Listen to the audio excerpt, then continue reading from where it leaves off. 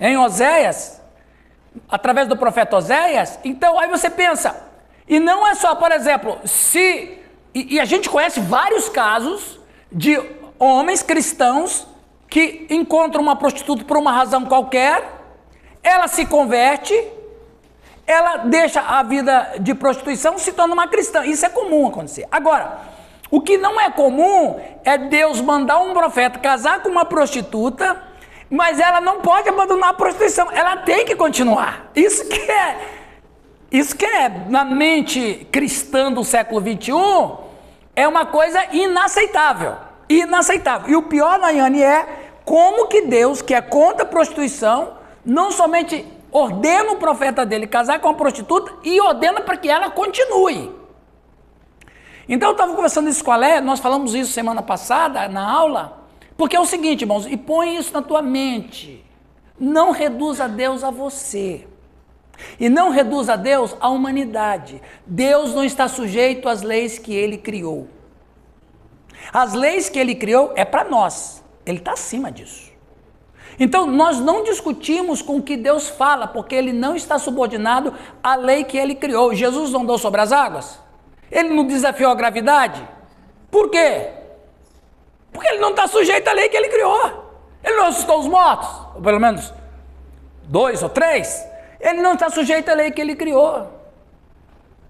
Ok? Deus não mandou o Saul invadir a terra dos amalequitas e matar todo mundo de animal a ancião.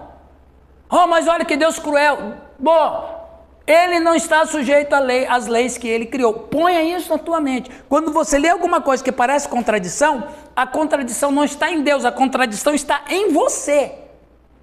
Você e eu não podemos reduzir Deus ao que nós acreditamos. Nós não podemos reduzir Deus ao nosso conceito ético e moral. Que é muito relativo também hoje em dia, não é? Igualá-lo a nós.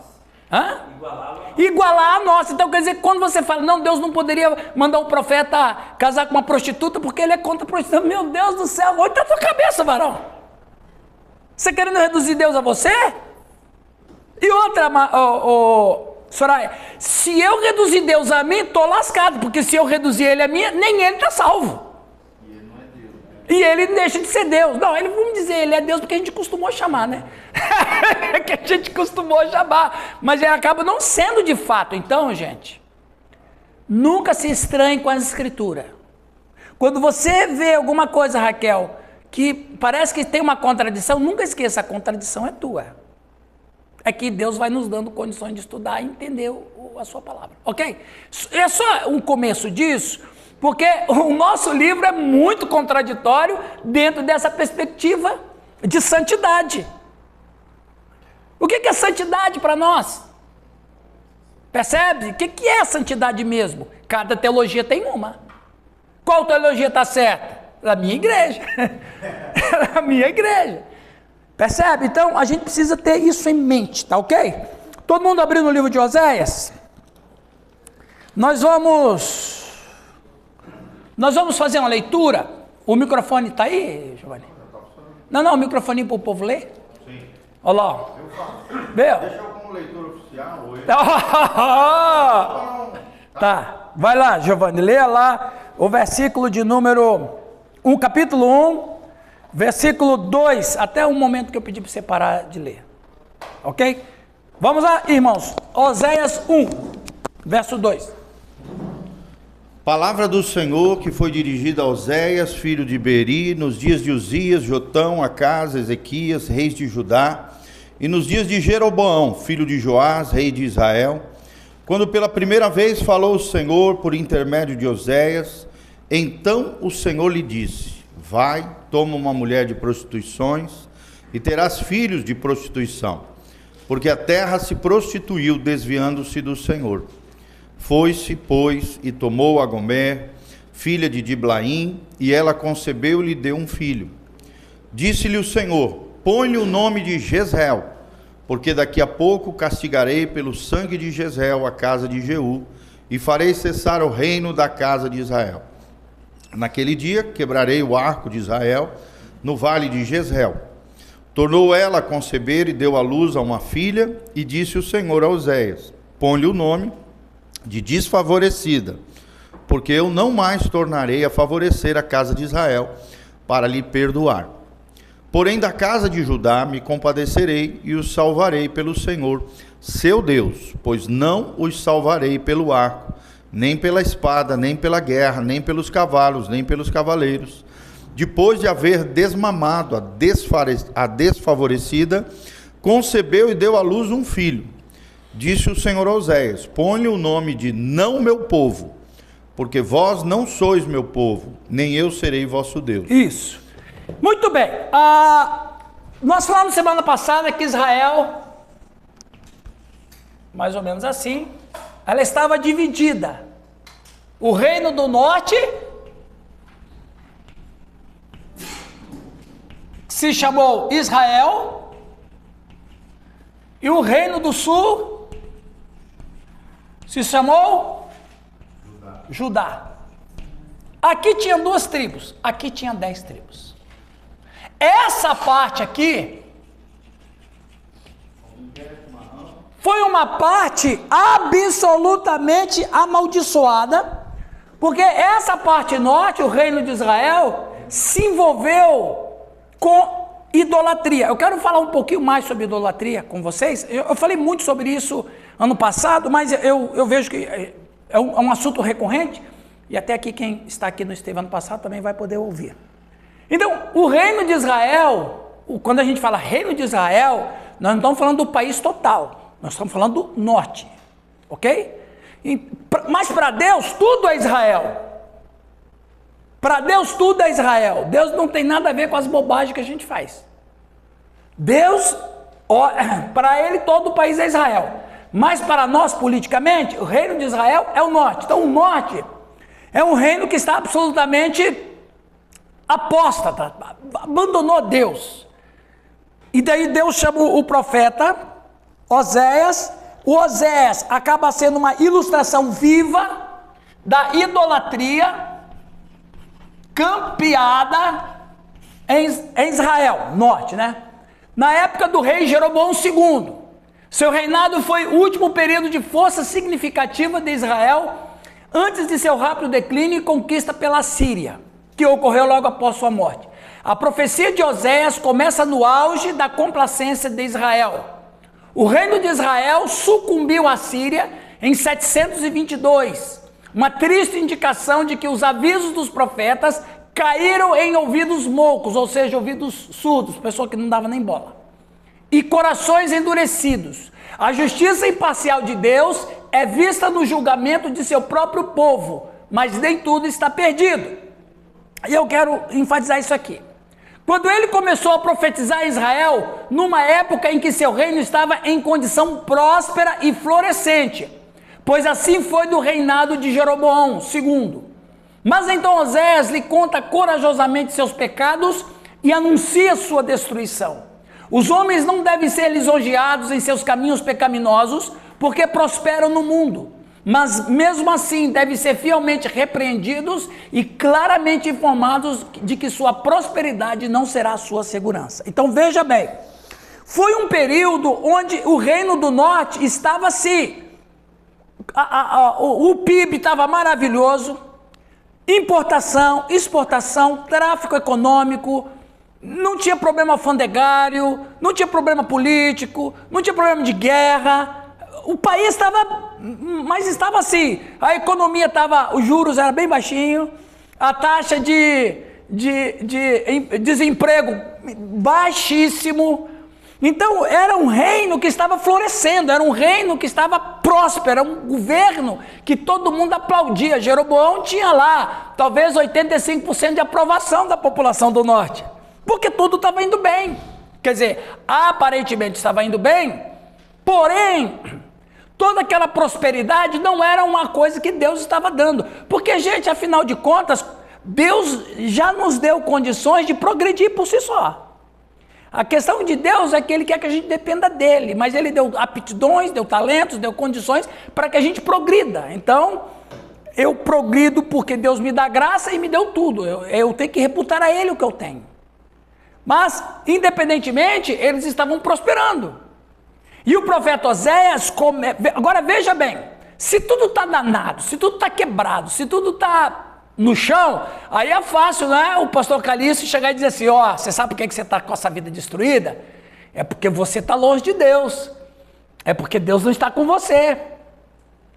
Aí o camarada vai se sentir e vai falar, não, e é verdade, às vezes o cara está na lona por causa dos seus pecados. Mas como é que você vai dizer para um cara que você sabe que ele é um cara que envolve com riquezas ilícitas, que é algum tipo de bandido, mas que está bem, está financeiramente bem. E aqui está um engano nosso. Nós reputamos, quando as coisas vão bem materialmente para nós, como que se a gente estivesse vivendo certo e agradando a Deus. Isso não é verdade. O profeta Oséias começa a profetizar no Reino do Norte quando tudo vai bem. Olha, como é que pode? Se tudo vai mal, então aí é um trabalho fácil para o profeta. O profeta vai dizer, olha, vocês estão em pecado. É mesmo, lembra lá do período do juiz? Está sofrendo porque, olha, vocês estão em pecado e tal. Mas não era o caso do Reino do Norte, não era o caso de Israel, tudo estava indo bem. Como é que você vai acusar uma nação de ser apóstata quando tudo está indo bem? Não, mas Deus não está abençoando vocês. Mas dizendo, Deus não está abençoando, mas Baal está. É isso que a gente vai discutir nessa manhã. Então, homens... O professor falou antes lá dos ouvidos moucos, É aquele que é ignorante, que não tem conhecimento, ou aquele que tem o conhecimento, mas não...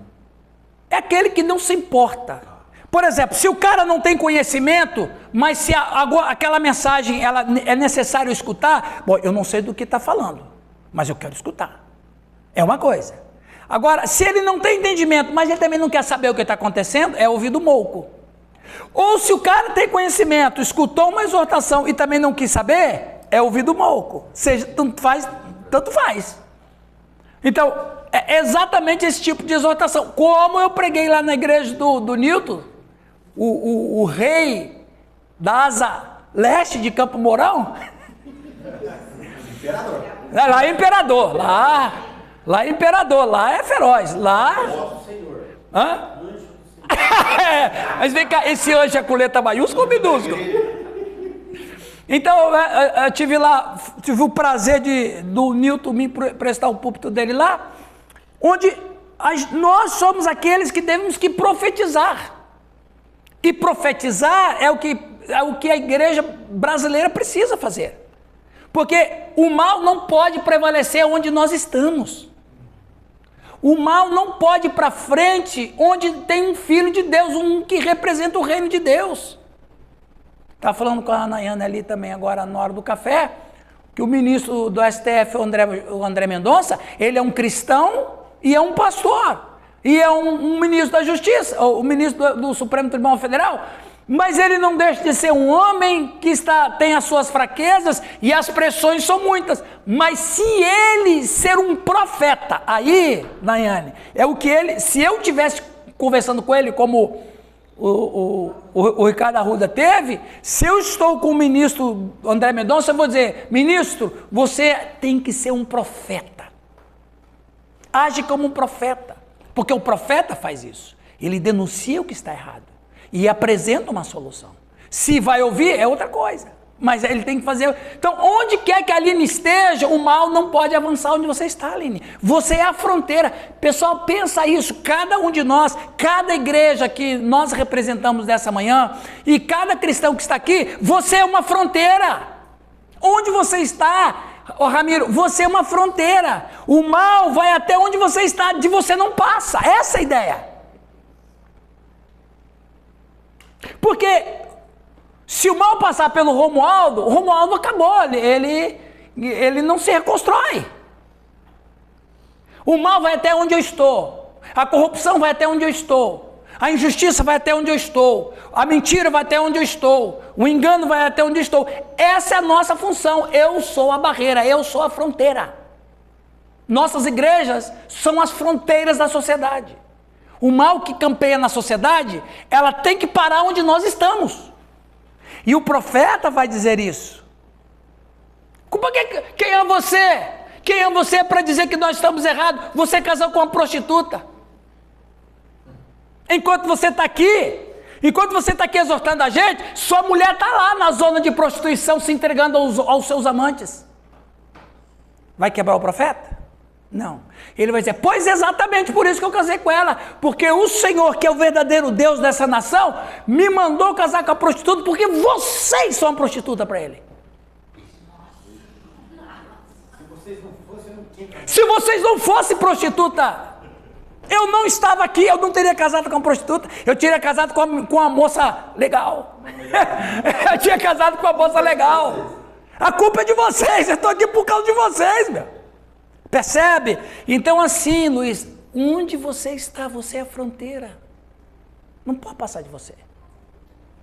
Por isso que a igreja não pode negociar os seus valores. Por isso que a igreja do Nilton, a do Giovanni lá em Umuarama, a do Oswaldo aqui, as nossas igrejas não podem negociar com o mal. Alguém quer negociar com o mal? É fazer tudo aquilo que o liberalismo permite. Não o liberalismo econômico, o liberalismo de costumes. De costumes. Progressismo, aborto, casamento homossexual. O mal para aqui. Na nossa igreja, não, na nossa igreja nós somos a fronteira do mal, isso é mal, nós não vamos aceitar isso aqui. E não é porque a gente odeia vocês, a gente ama vocês, mas a gente teme o Senhor, e o Senhor não quer. O Senhor nos pôs aqui de fronteira. Imagina o diálogo tenso do Oséias com os caras lá. Não foi uma coisa fácil. O amor estabelece limite. O amor é a fronteira, meu. Quem não ama, não tem fronteira. Ok? Está indo bem para vocês? Enquanto vivia um período de prosperidade material sob o reinado do rei Jeroboão, a nação era assolada por profunda corrupção espiritual e moral. Estava indo bem na economia, estava indo bem na política, estava indo bem nas relações exteriores, mas estava numa corrupção espiritual e moral. O principal pecado religioso era o sincretismo, a fusão do culto de Yahvé com o culto a Baal, o deus cananeu da fertilidade e da tempestade. É importante separar dois tipos de prostituição no mundo antigo, viu, pessoal?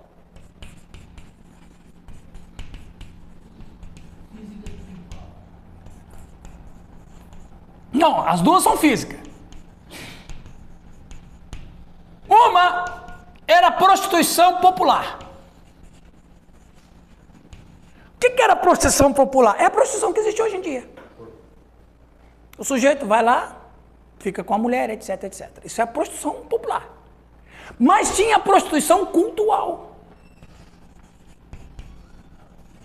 Para Deus é uma coisa só. Eu só estou separando para a gente ter um conhecimento da questão da parte social, ok? Então, a prostituição popular era a prostituição de sempre. A prostituição cultural não. Então, como que eram os cultos a Baal, principalmente na antiguidade? O culto, por exemplo, qual é o ponto máximo do culto cristão? Ponto máximo. Nada supera.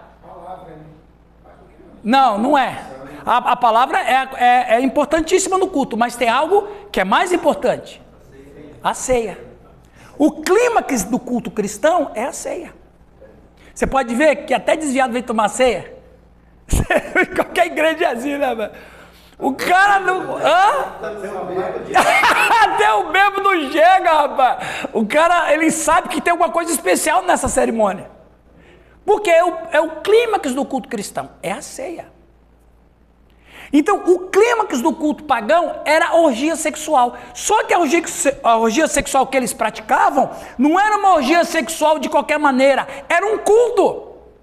Então, quer dizer, os homens e mulheres iam para os templos pagãos adorar Baal, e o clímax era a orgia sexual, mas não era uma orgia sexual no sentido popular. Era uma maneira de adorar aquele Deus para aquele Deus o abençoasse com o seu trabalho. Isso era prostituição cultural. E você vê que coisa mais absurda. Então, mas para Deus era a mesma coisa. Talvez a prostituição cultural era um pouco pior. Sabe por quê? Porque a prostituição popular, a pessoa estava pecando para ele e ele. Mas a prostituição cultual, ele estava afrontando a Deus. Vocês entenderam o que eu falei? É diferente. Então, quer dizer, uma prostituição cultual era o que estava acontecendo em Israel. Israel, norte, né, que eu estou dizendo, eles estavam adorando a Baal e cada culto a Baal era uma tristeza para Deus, era um sofrimento para Deus. Porque eles estavam se entregando a um Deus que não existe, mas que na verdade é um demônio que está lá, e faz isso para afrontar o Senhor. Ok? Essa é a visão que o profeta tem da nação, porque é a visão que Deus tem da nação. Ok? Eu vou pedir para alguém aqui, talvez o Sérgio, dá para ler ali, Sérgio? Pega o microfone aqui rapidinho ali, ó. Fala, Soraya, enquanto a Soraya pergunta. Oi. Acho que essa semana foi destruída a estátua de Baal, né? Não vi. Fogo lá. Essa estátua, acho que é dessa época. Eu não tive essa notícia ainda. Não chegou, hein? É mesmo? Acho que foi no Irã. No Irã? É da região, né, meu? É da região. Mas eu falei pro pessoal, gente, pra que vocês querem isso aqui? Pô, os caras vêm e me atacam, pô. Pois é, cara. Vai lá, lê para nós lá, Sérgio. O povo atribuía sua generosidade agrícola e filhos a Baal, cometendo efetivamente adultério espiritual contra o Senhor, seu verdadeiro provedor e marido da aliança. Este capítulo confronta diretamente essa apostasia usando a imagem íntima e dolorosa do casamento e da família para retratar a infidelidade de Israel e o julgamento iminente de Deus nas mãos do Império Assírio em ascensão. Exatamente. Então veja, eles estavam prosperando, como eu falei no início, mas a prosperidade toda que eles tinham, eles entendiam que era Baal que estava dando. Guarda essa palavra. Baal era o principal deus do panteão dos cananeus. Baal significa Senhor, amo, possuidor ou marido. Essa palavra hebraica passou a designar o deus semita da tempestade, Haddad. Haddad não presta mesmo, né? Não é de hoje, pessoal. Mas continuando. Em Canaã, cada cidade tinha sua divindade local. Por isso, diferentes deuses são chamados de Baal no Antigo Testamento. Inclusive, alguns textos bíblicos usam o plural Baalins. Porque Baal se tornou uma divindade, Márcia, tão popular, que cada nação tinha um Baal particular. Por isso que Baal no singular, Baalins no plural, porque tinha Baal para tudo quanto era necessidade. Então cada um adorava Baal e cultuava Baal com um nome diferente, ok? Baal era uma divindade semita cultuada pelos amorreus como sendo um suposto deus da tempestade. Ele é chamado de Baal desde pelo menos o 3º milênio antes de Cristo. Para os povos cananeus, Baal era o deus da fertilidade, responsável pela chuva, que semeavam vida na terra e resultava em colheitas. Então preste atenção, vamos traçar uma linha. Eu fiz isso 1 ano e meio atrás, só para os irmãos relembrarem. A idolatria tem o seu início, lembra quando? Depois do dilúvio. O dilúvio é um marco. Dilúvio aconteceu aproximadamente 3.300 antes de Cristo. Eu acredito mais nessa data. Não é que é certo, mas eu sou mais simpatizante nessa data. Aqui foi destruído por causa de quê? Hamas. A palavra Hamas em hebraico significa violência. E até hoje, não é? Aquele grupo Hamas é por isso mesmo. Violência. Deus destrói o mundo por causa do Hamas, mas não por causa de idolatria. Então, Soraya, a idolatria não acontecia antes do dilúvio. Então ela só pode ter acontecido depois do dilúvio. Correto, Aline? Presta atenção, Aline. que você vai aprender sobre Baal, tá? Só aprender, não é para cultuar. Aí aqui, depois do dilúvio, nós tivemos um homem muito famoso chamado Nimrod. Nimrod foi um blasfemo contra Deus, bisneto de Noé, que não aceitou que Deus havia destruído seus antepassados. Ele considerou que Deus foi injusto, um Deus cruel e que não amava coisa nenhuma. O Nimrod se coloca contra Deus e ele se opõe a Deus. Eu não vou falar de Nimrod aqui não, porque eu falei 1 hora sobre ele naquela vez. Eu preciso de 1 hora para falar de Nimrod. Muito bem. Nimrod significa o que mesmo? Lembra?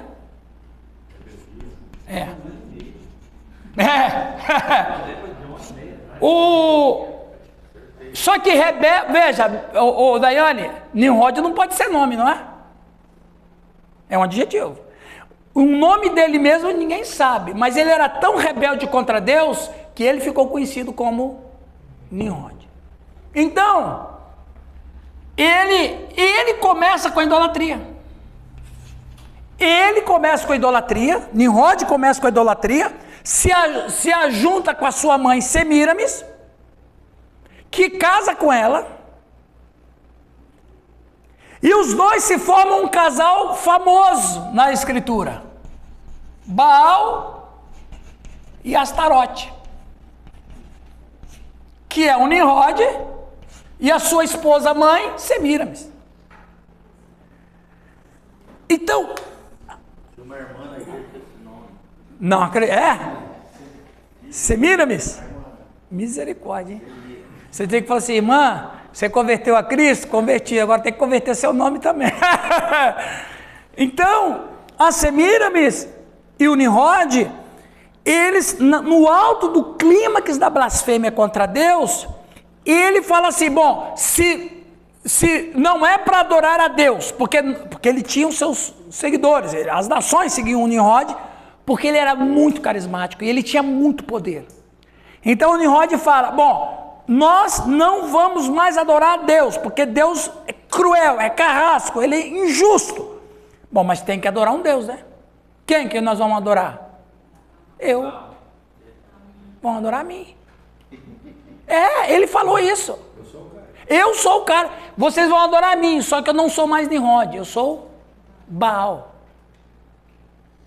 Então, essa divindade, quando chega em Israel, uns 2000 anos depois, Deus sabe de quem está falando.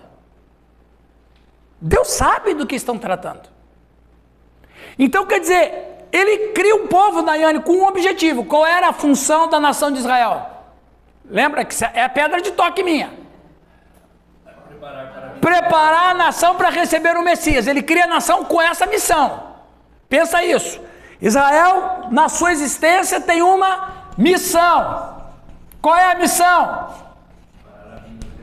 Se tornar uma nação para receber o Messias que virá. Então essa é a missão de Israel. Agora, depois que ele cria a nação de Israel, alguns séculos depois, alguns milênios depois, a nação que ele criou para exercer uma missão se mistura com o cara que blasfemou contra Deus milênios atrás. Só que essa nação nova não sabe quem é Nimrod. Sabe por história, mas não sabe o que de fato fez dos bastidores.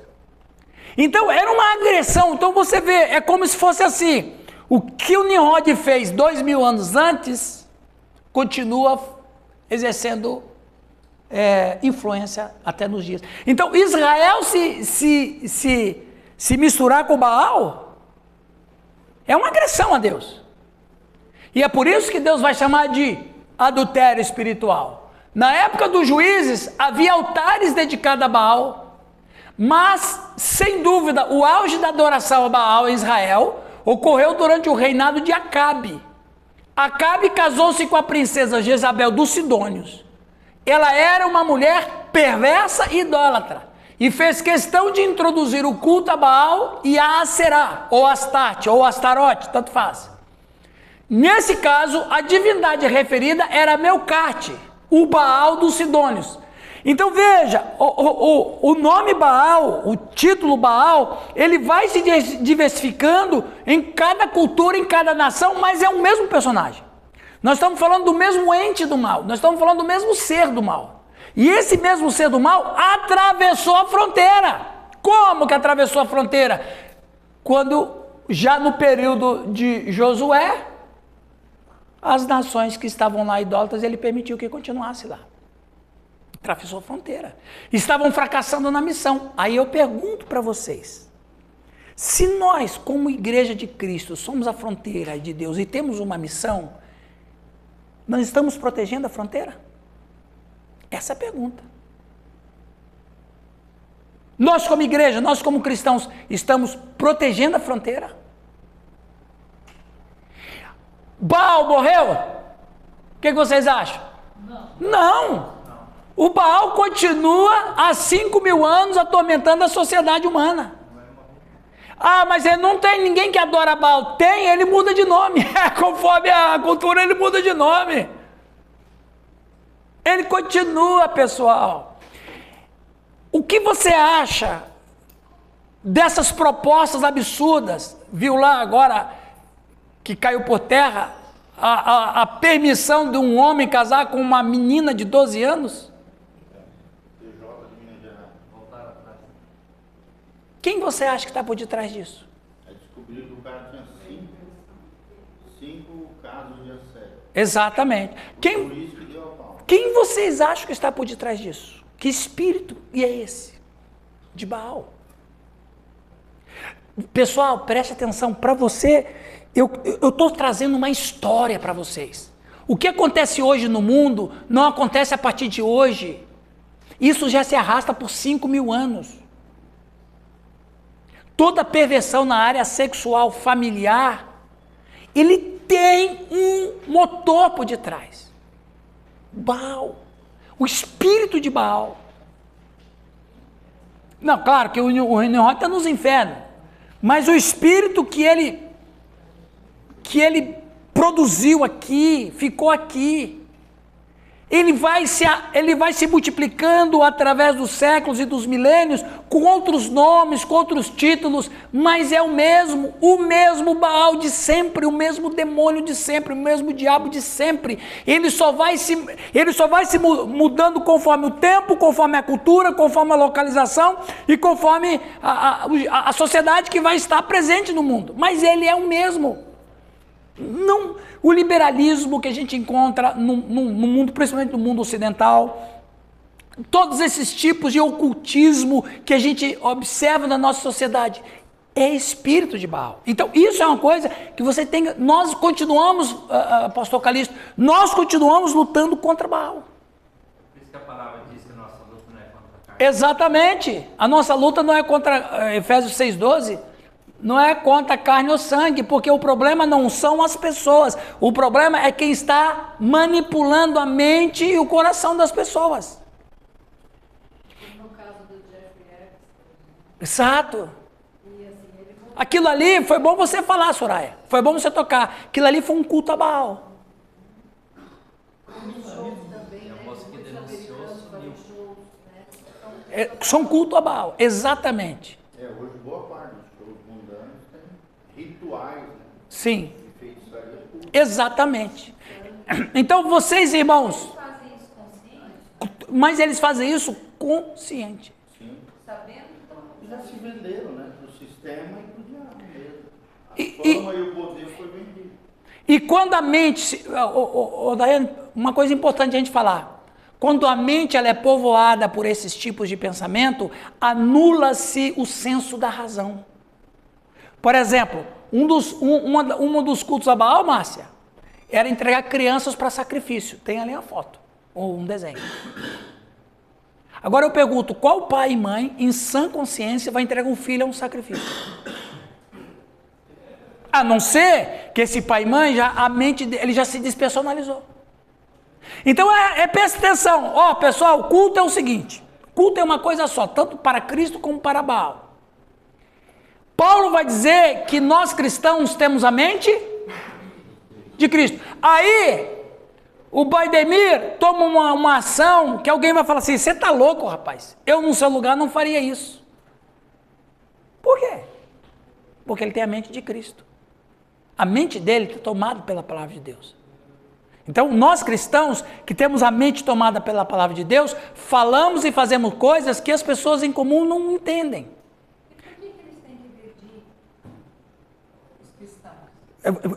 Guarda essa palavra aí. Se eu não responder com o que eu vou falar aqui, você volta à pergunta. Quem está com a mente tomada pelo espírito do mal, do Baal, faz também sem que haja nenhum tipo de retorno. É automático. Gente, eu sempre falei isso, leva isso para a tua vida o resto da vida. O que comanda no ser humano é a mente. Se você perdeu a mente, você se perdeu como pessoa, você perdeu a sua personalidade, você perdeu a sua individualidade, você perdeu tudo, você perdeu o seu ego, você perdeu tudo. Tudo começa na mente. Tudo começa na mente, mente é a janela da alma, nunca esqueça isso. Até as crianças que são muito abusadas, isso naturaliza, elas acham que é assim mesmo. Exato, se tornam depois. Por que tem que perseguir a igreja? Porque a igreja é fronteira. Pessoal, a discussão do campo da política nada mais é do que uma batalha espiritual, pelo amor de Deus. Tudo aquilo que quer perverter as relações humanas é do mal. Por exemplo, o sul de Israel, o norte estava tomado conta, correto? O sul era um lugar santo, era um lugar assim, maravilhoso, em que Deus se tinha prazer no sul? Não, não tinha. Mas pelo contrário, o sul estava cheio de pecado também. Juízes aceitando suborno, sacerdotes aceitando suborno. Mas só que o sul não praticava uma coisa. O que eles não praticavam? Aí que entra o Monte Gerizim, né? Monte Gerizim. O Monte Gerizim era aqui, em Samaria. E Jerusalém, o templo estava lá. É o problema que a mulher fala para Jesus. Deus vai aceitar o culto aonde? No Monte Gerizim ou aqui? Jesus falou assim, aqui de jeito nenhum, vai ser aqui. Mas está chegando a hora que nem aqui também. Vai chegar a hora que nem aqui também. E aí ele fez o muro, então o povo do norte estava indo para o sul para Jerusalém. A política, o cara que é dominado pela... tem o político que tem o poder e tem o político que é dominado pelo poder. O político que é dominado pelo poder, ele se despersonaliza e ele olha as pessoas como se fossem dele. Por isso que ele violenta, estupra, faz o que quiser. Porque ele está dominado pelo poder. Jesus tinha poder, mas nunca o poder estava dominando Jesus. É o contrário. Presta atenção, isso é muito importante. Foi bom você falar isso, Nilton. Então veja bem, você e eu, nós temos o poder, mas o poder não nos tem. Porque quando o poder tomar alguém, Suzy, esse alguém se despersonaliza. Ele já não olha com as pessoas com misericórdia, com graça, com paixão, com amor, com nada disso. Ele desumaniza. O poder sempre desumaniza. Nós temos casos agora no Brasil, né? Pô, como é que aquele juiz tomou, como é que o Alexandre de Moraes tomou aquela decisão? Porque ele se despersonalizou. Virou uma coisa. Ele não... Coisificação. Essa é uma questão. Né? Então, agora eu esqueci o que você ia falar. Sim, aí o político é impressionante, né? O mal político, o que é dominado pelo poder. O que Jeroboão fez? Porque o templo estava lá em Jerusalém. Se ele abre a fronteira, fronteira, a palavra do dia hoje é fronteira. Se ele abre a fronteira para o povo ir para o sul, politicamente, o que ele está acontecendo com ele? Daiane, você que é política. Politicamente, como é que ele está? Exatamente, ele está se fragilizando politicamente. Então o que ele faz? Vocês querem templo? Nós vamos construir aqui no Monte Gerizim, ninguém precisa ir para o sul. Mas lá eles têm o Pentateuco de Moisés, não tem problema, a gente vai escrever um Pentateuco aqui. E tinha um Pentateuco samaritano. Então é tudo fake, é tudo fake. O templo era fake, o Pentateuco era fake, E lá, e olha só que coisa interessante, o cara, o Jeroboão, ele fez uma globalização 3.000 anos antes da globalização chegar. Por quê? Porque ele fez um templo lá em Gerizim, no Monte Gerizim, multiuso. De manhã era para o Senhor e de tarde era para Baal. Aí, cara, otimização de espaço, meu. Mas com certeza, olha a política do cara. Então ele segura. Os adoradores de Baal tá lá mesmo. E os adoradores de Javé não precisam ir para o sul. Fica aqui mesmo. Para que você vai para lá? Aqui tem tudo. O cara, a maldade dele. Então você olha humanamente, Márcia, você fala assim, não, mas ele foi um baita de um político. Bem, ele foi um político dominado pelo poder. Porque quando o político tem o poder, ele beneficia o povo. Por exemplo, Davi foi político. Mas o poder dominava ele? Nunca. Era ele que tinha o poder, não o poder que tinha ele. Quando Saul começou a ser dominado pelo poder, o que Deus fez? Matou Saul. Matou Saul. Deu tempo para ele se arrepender. Não se arrependeu? Deus matou Saul. Salomão é uma figura impressionante. Então veja. O norte de Israel estava absoluto. Por isso que Deus vai chamar, com todas essas informações que eu apresento para vocês, vamos a campo. Aí Deus fala assim com o profeta Oséias: a terra se prostituiu. Não fisicamente, não uma prostituição popular, mas o pior tipo de prostituição, a cultural. Professor, o ponto auge então, do cativeiro seria essa desobediência. Foi. Pecado, Deus permitiu. Sim. Você tocou num assunto importante. O ponto auge do cativeiro foi a desobediência. O norte caiu em 750, mais ou menos. O sul caiu em 530. O norte caiu. Só que essa turma nunca se reconstruiu de novo. Mas essa se reconstruiu. Porque o pecado deles não era... Deus falou isso com o profeta Isaías. Os do norte pelos assírios. Os do norte pelos assírios. E não somente. E sabe o que os assírios fizeram? Olha aqui. Vamos voltar à política de novo. As pessoas pensam que a Bíblia não fala de política. A Bíblia fala de política de Gênesis e Apocalipse. Olha o que o rei da Síria, quando ele invadiu o norte, o que ele fez? Ele manda milhares de homens para cá. Pelo menos 5 tribos de assírios para casar com as viúvas. Aí, quando Nabucodonosor invadiu isso aqui, 200 anos depois, as viúvas daqui subiram para o norte para casar. Quando chega Jesus, os judeus do sul têm ódio dos samaritanos. Dá para entender, culturalmente falando. Tudo. Percebe? Que angústia de caroço, hein? Pessoal, Deus sofreu demais. E sabe por que Deus sofreu demais? Porque Ele nos ama. Ele fez de tudo para que a sua promessa não fosse destruída. Satanás tentou de todas as maneiras. Olha aqui a história que eu estou contando para vocês. Satanás tentou de todas as maneiras destruir a nação que Deus construiu para receber o Messias, mas por amor a Leia, por amor a Márcia, por amor ao Nilton, por amor a mim, Deus preferiu sofrer. Mas Ele não vai ceder. Eu vou sofrer com o povo, mas a promessa da redenção vai chegar. Que coisa impressionante! Então, quando as pessoas estão sofrendo, não adianta falar para Deus: Deus, o Senhor não sabe o que é sofrer. Deus sabe muito bem o que é sofrer.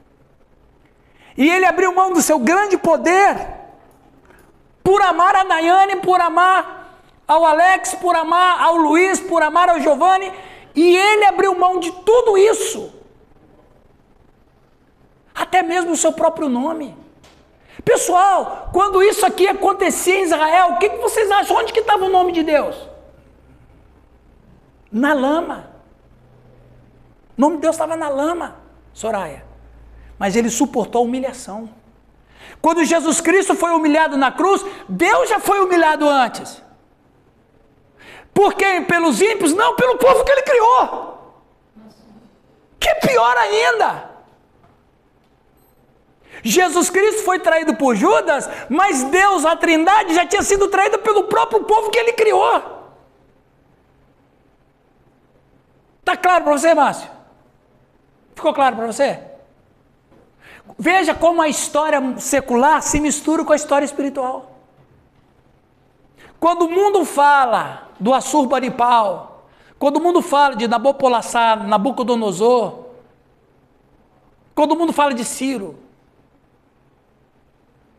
é Deus que está movendo tudo. É Deus que está movendo. Artaxerxes, Xerxes. É que Deus está movendo tudo. E movendo tudo para o quê? Isso que é impressionante. Para salvar a missão. Ciro, meu pastor. Isaías 45. Você falou lá que eu escutei. Irmãos, hoje nós estamos no capítulo 54 de Isaías. Vejam, 54 dias passeando como profeta.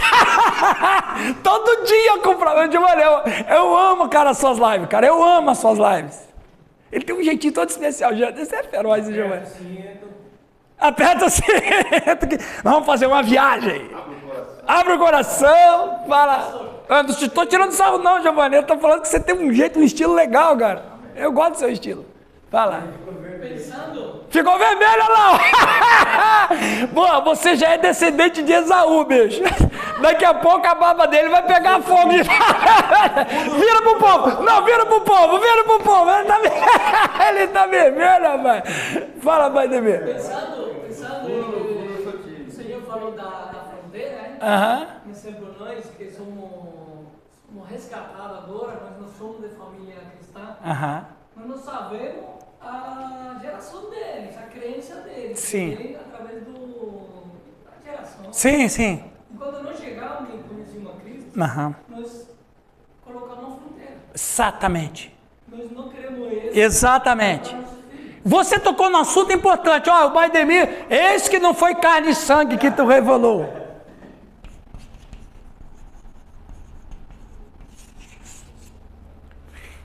Você pode ter vindo de uma família terrível. Eu vim de uma família terrível. Eu vim de uma família de bruxaria, de adultérios, de bebedeira, de violência. E os meus antepassados lá para trás, pior ainda. Mas quando eu e meu irmão convertemos a Cristo, nós consertamos a história da família diante de Deus. Tudo o que você pode, olha, você pode ter vindo de uma família de abortistas, de bandidos, feiticeiro. O meu pai na década de 50 foi preso. Meu pai não era uma boa pessoa. Meu pai ficou de 1955 a 1959 preso. Mas quando eu converti a Cristo, todos os erros da minha família foram consertados. Não estou dizendo que eles foram salvos, eu estou dizendo que a história da família, o diabo não pode cobrar de Deus a história da minha família. A família dele era assim, mas olha ele. A história da família de Cristo. A família de Cristo era uma família amaldiçoada. Prostituta no meio, raça ruim, moabita no meio. Teve na família de Cristo, teve pedofilia, teve estupro de vulnerável, teve incesto, rebelião, assassinato. Aí quando Cristo veio, ele conserta toda a história da sua família. Então veja bem, a redenção da família, não espiritual, mas não na salvação, eu estou dizendo, mas a redenção. Deus não olha para o que a sua família fez, Deus olha para o que você fez. Isso é importante. Então veja, o Cristo vindo, ele consertou a história da sua família. Entende? Então, glorifica a Deus pela sua família. Porque afinal de contas, se não fosse por eles, bem ou mal, você não estaria aqui, Daiane. Bem ou mal. Não importa quem é que tenha vindo na sua árvore genealógica. O que importa é que você está aqui, você glorifica a Deus por eles. E a sua conversão conserta a história deles. Fala, Sidney. Não, é isso que eu ia falar. Nós, como cristãos, estamos para isso, tá? Sendo Cristo nas nossas gerações. Exatamente. Eu falei muita coisa de história hoje, mas aí para você perceber como é que funciona as coisas espirituais. Foi bom para vocês? Foi claro para vocês? Chegar no Oséias, muita coisa atrás. Meu Deus, até chegar no Oséias, você sabe aquela história, quando Deus olha uma geração, eu fico imaginando assim, Deus olha, vocês não sabem o que está para trás. Vocês não sabem o que está para trás. Vamos adiante, está quase na hora do Giovanni sair para tomar café. Não, sair e vir comendo pão e tomando café junto. O Giovanni faz isso. Não, ele assim é muito... Não, o Giovanni assim, ele é muito... Sabe, ele é muito plástico quando ele quer dizer, ó, acabou a hora, viu? Ele é muito impressionante. Oi? A pergunta da irmã lá, por que eles atacam a igreja? Não seria que confrontando, mesmo os casos aí dizendo que Deus não existe, querendo provar pra gente que Deus não existe. É por isso que eles nos atacam tanto. Eles sabem que Deus existe, mas eles não se tocam. Então eu respondi para ela, eles nos atacam porque nós somos a fronteira. Eles não podem avançar. Não podem avançar.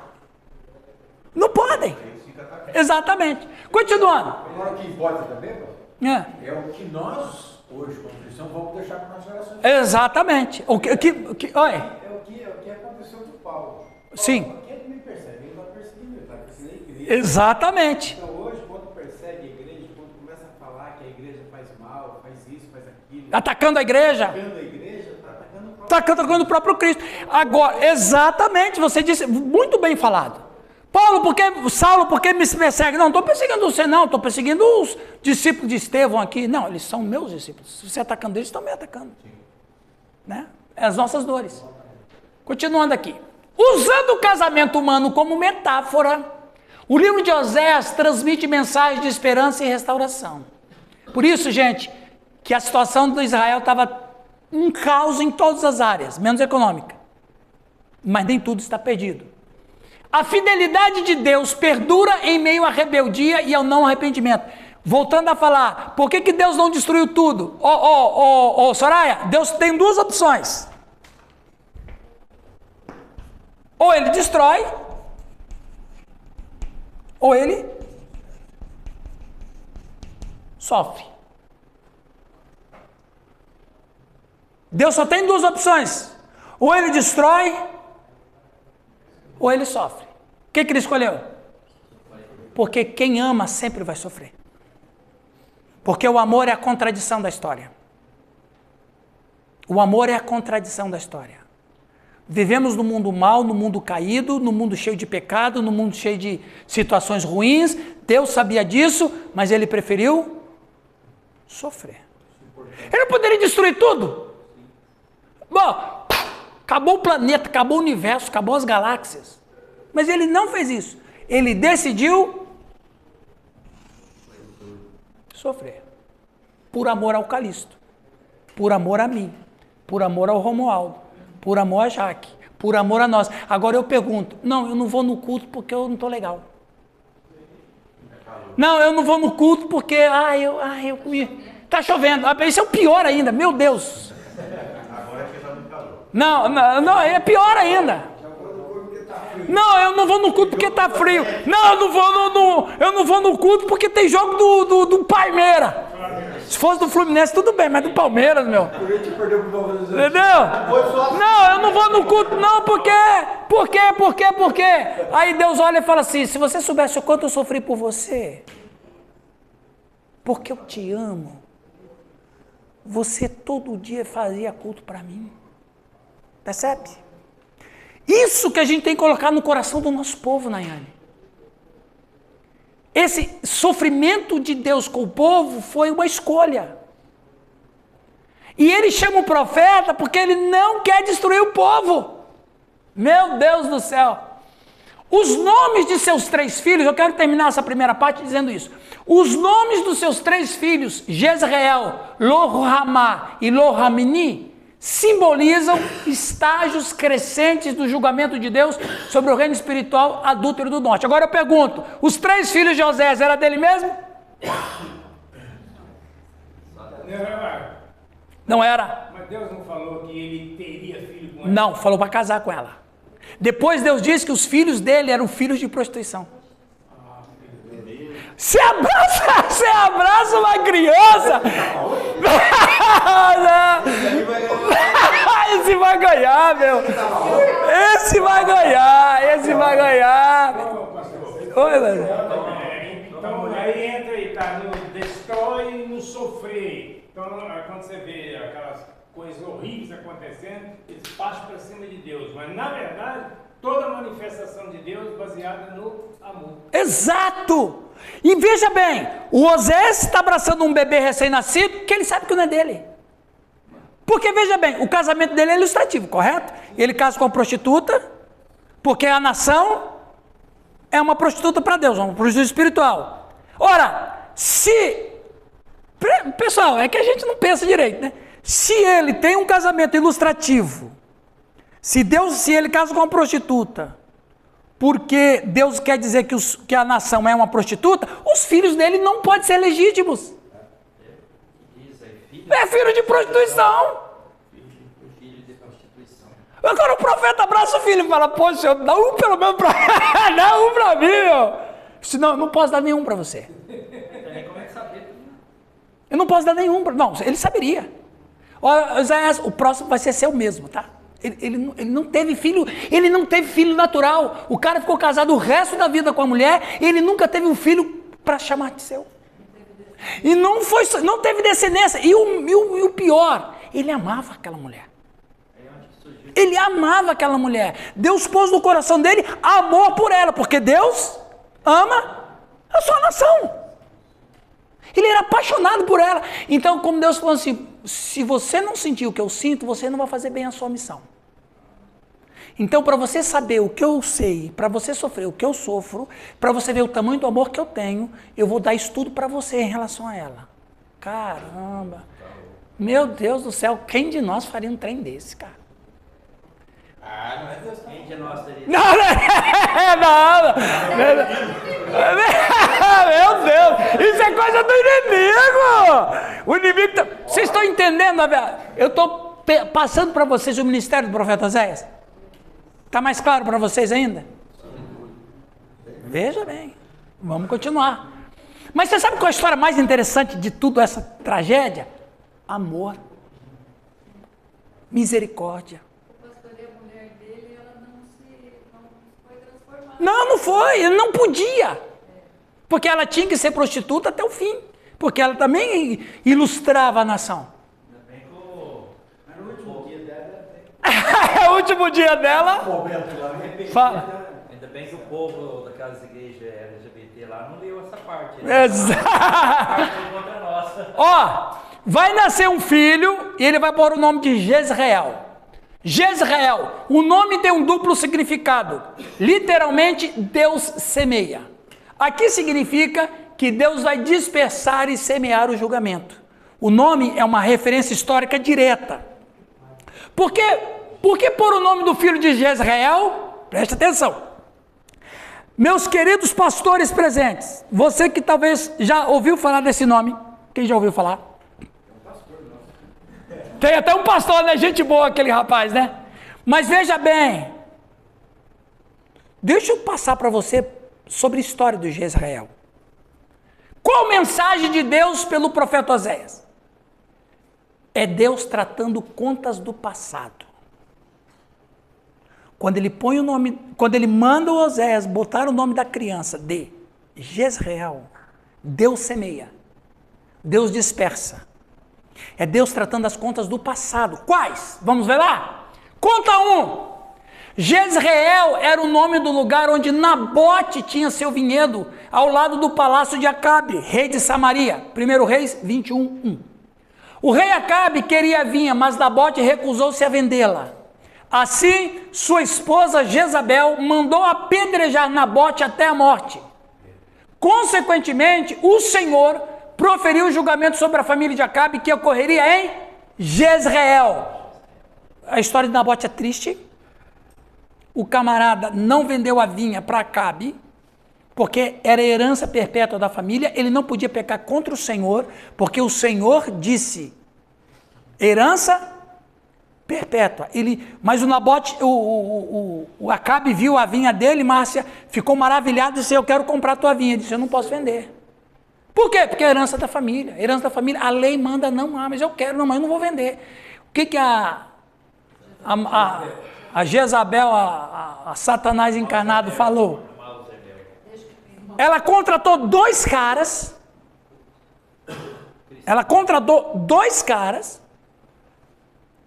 para acusar Nabote de blasfêmia a Deus, e a blasfêmia a Deus era de execução de apedrejamento. O Nabote levando pedrada e não era brita, sofrendo antes de morrer, dizendo, eu sou inocente, eu não fiz isso, eu não blasfemei contra Deus.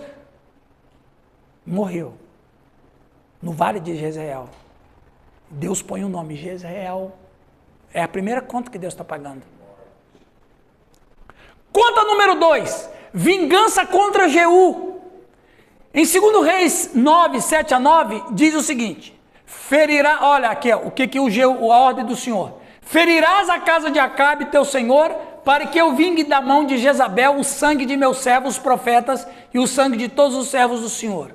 Toda a casa de Acabe perecerá, exterminarei de Acabe todos do sexo masculino, quer escravo, quer livre, em Israel. É em Israel.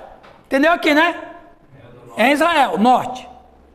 Porque farei a casa de Acabe como a casa de Jeroboão, filho de Nabate, e como a casa de Baasa, filho de Aías. Muito bem.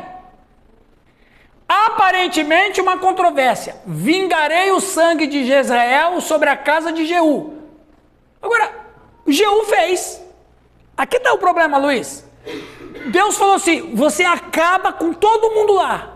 O Jeú pegou e acabou. Cumpriu a ordem de Deus. Mas Deus não gostou e falou, eu vou vingar você também. Por quê? Presta atenção, pastores. Isso é para você, hein, Luizão? É para você, hein? E é para mim também, e é para o Oswaldo. Por quê? Aparentemente uma controvérsia. Vingarei o sangue de Jezreel sobre a casa de Jeú. O sangue que Jeú derramou contra Jezreel, quando por comissão de Deus e obediência ao seu comando, destruiu completamente a casa de Acabe e todos que estavam aliados a ela, com todos os adoradores de Baal. Deus aprovou o que ele fez. Jeú arrebentou com tudo. Deus mandou. Porém, mas Jeú não fez da maneira correta. Ele buscava seu próprio avanço por ambição pessoal e não a glória de Deus. Exatamente. E misturava seus próprios ressentimentos com a execução da justiça de Deus. Ele o fazia com malícia contra os pecadores, mas não com antipatia ao pecado. Pois ele manteve a adoração dos bezerros de ouro e não se preocupou em andar na lei de Deus. E assim, quando a medida da iniquidade da sua casa estava cheia, ele vai e põe o nome, a conta do passado que ele está pagando. Você fez a obra para mim? Fez, mas com motivação errada. Cuidado, pastores. É muito sério. Você pode fazer tudo certinho na igreja. Você pode pregar bonito, você pode visitar, você pode ter célula, você pode ter uma igreja pujante, mas talvez a motivação sua, Deus condena. E nós precisamos tomar cuidado com isso. Eu estava falando com a minha esposa hoje de manhã no café, e ela estava falando de uma situação, e eu falei para ela assim, o que as pessoas precisam fazer, Aline, é que quando ele fizer alguma coisa, qualquer coisa que você faça na sua profissão, você tem que admirar a obra que você fez. Quando Deus acabou de criar o mundo, o que ele fez? Ele admirou sua obra. Quando você fizer alguma coisa, aí eu falei isso para ela no café, quando você fizer alguma coisa, para você não se sentir lesada, para você não se sentir que não foi valorizado como deveria, você admire a sua obra e diga, o que eu fiz está maravilhoso e eu glorifico a Deus por causa disso. Admire o que você faz. Não espere aplausos, mas admire o que você faz e dê glória a Deus. É o que nós pastores devemos fazer. Ah, mas eu lá na igreja do Nito tá um fervo lá. Cadeira nova. Rapaz, o homem lá tá... O homem lá tá maravilhoso lá. E tal, o povo animado, alegria, igreja alegre, festa aí, aquela coisa toda e tal. Mas se a motivação do Newton, como pastor, não for fazer com que Deus seja glorificado mesmo, mas para os outros bater palma para ele, viu? Eu peguei uma igrejinha de madeira e construí esse templo. Se ele fizer isso, Deus vai cobrar dele também, como ele cobrou de Jeú. Jeú fez tudo certo, matou todo mundo, mas ele não fez para a glória de Deus. E o que mexe comigo é isso aqui, pessoal. Ele o fazia com malícia contra os pecadores, mas não com antipatia ao pecado. Ah, eu vou fazer porque eu não gosto de você. Não, eu vou punir porque eu já não gosto mesmo do Oswaldo. Não, eu vou aproveitar que meu santo não bate com a Leia. Não, se você fizer isso, você está pecando mais do que o próprio pecado que a pessoa cometeu. Tem situação que a pessoa ainda faz e ainda coloca Deus no mundo. Não, mas é Deus que mandou. E você falou bem, Sidney, e olha que desgraceira esse negócio. Você faz uma coisa plasticamente, visivelmente, fisicamente correta, mas uma coisa que ninguém vê, só Deus vê, é a sua motivação. A motivação completamente errada. Então o Jeú cumpriu a vontade de Deus? Cumpriu pela metade, porque ele não fez como Deus queria que ele fizesse. Senhor, cumpri a tua missão, eu estou triste porque eu matei esse povo. Eu estou triste. E eu sei que o Senhor está triste porque eu matei esse povo. Não. Tinha que morrer mesmo essas desgraças. Pô, meu, aí não. A Jaque vai falar e depois o pastor Oswaldo. Paulo fala, né, que a gente não deve fazer nada por contenda. Exatamente, bem falado. Olha, se o Jeú tivesse escutado isso 2000 anos antes. Exatamente. Mas é um texto que Deus falou comigo há muito tempo atrás. Nada façais por partidarismo ou vanglória, né? Ou vaidade. Sim, porque Deus olha a motivação, né? Cara, você veja bem, antes que o Oswaldo fale. Você veja bem, vamos terminar com isso aqui para tomar um café. Veja bem, você está numa cultura onde quando você vai para uma batalha e sai vencedor, você é o cara. Você pensa, terminou o dia de batalha, Daiane, teu braço até aqui está ensanguentado com o sangue dos caras que você matou. Isso mexe com o ego daquela época. Mexe com o ego do cara, Alex. Mas a sua mão está suja de sangue porque você fez o que Deus mandou ou por vaidade pessoal? Ah, eu vou fazer isso, já não gosto deles mesmo, né, Aline? Eu não gosto deles mesmo. Não, não é assim que faz, gente. Não é assim que faz. Para o último comentário do Oswaldo. No caso assim, quando a pessoa está fazendo mais para ele do que para Deus, é por isso que hoje tem pessoas que param, que está cansado da obra, quer parar, desanima. Isso. É porque ele não está fazendo a obra de Deus, está fazendo a obra dele. Dele, exatamente. Porque se ele estiver cansado, ele vai dizer assim, graças a Deus eu estou cansado, admirando a sua obra, admirando o que ele fez. O pastor Calixto faz 20 visitas por dia. É ele que falou. Fala ali, ó. É um fenômeno. É um fenômeno. Por exemplo, Oséias. Você acha que Oséias queria casar com a prostituta? Não, nem passou pela cabeça dele. Provavelmente ele relutou. Ezequiel, será que ele queria ficar de cima do muro, do lado esquerdo, lá 350 dias? Provavelmente ele teve muita vontade de desistir. Isso. E os últimos 40 dias Deus até amarrou ele para ele não desistir. Então, eu vejo assim, de vez em quando a gente tem uma vontade de desistir. Claro que tem. Só que a gente não desiste. Não. Então, o segredo é permanecer. E como é que você permanece? Admirando a obra que você fez. Você fez para Deus. Ah, até aquele fulano falou que eu sou um péssimo pastor, mas tem 5 lá que se converteram porque Deus me deu a graça. Percebe? Você tem que admirar a obra que você faz. Agora aqui ele falou o seguinte, tem uns que chegam a ponto de te dar um tiro e morrer. Ou desistiu de tudo. Fala, Oswaldo. Não é nem a obra que nós fazemos, né? É Não. a obra que Deus faz através de nós. A obra que você faz é por tabela. Mas é a sua mão que está produzindo. E aí você admira isso, porque Deus te deu condições de realizar isso. Então, meus irmãos, eu sempre quando eu penso assim, como o Nilton disse, pô, eu acho que eu vou parar com esse negócio. Não, admira a obra que você está fazendo. Glorifica a Deus pelo que você está fazendo. Sim, Oswaldo? No caso, tipo, a caminhada da gente, você vai sofrendo muita decepção, vai sofrendo calúnia e apedrejamento. Que faz a vida das pessoas fiquem paradas, né? Eu construí uma igreja lá no Cidade Nova, eu fiquei 3 meses e tiraram eu de lá, né? Só que eu não vou me frustrar por causa disso, porque eu não fiz para a igreja, eu fiz lá para a né? Só que agora, vamos supor, com toda essa trajetória aqui, agora essa semana aqui eu vou ter um motivo de muita alegria, que eu vou batizar meu irmão mais velho e mandar. Glória a Deus. Viu lá? Exatamente. Já compensou todo o seu Vamos tomar um café, pessoal. Deus abençoe.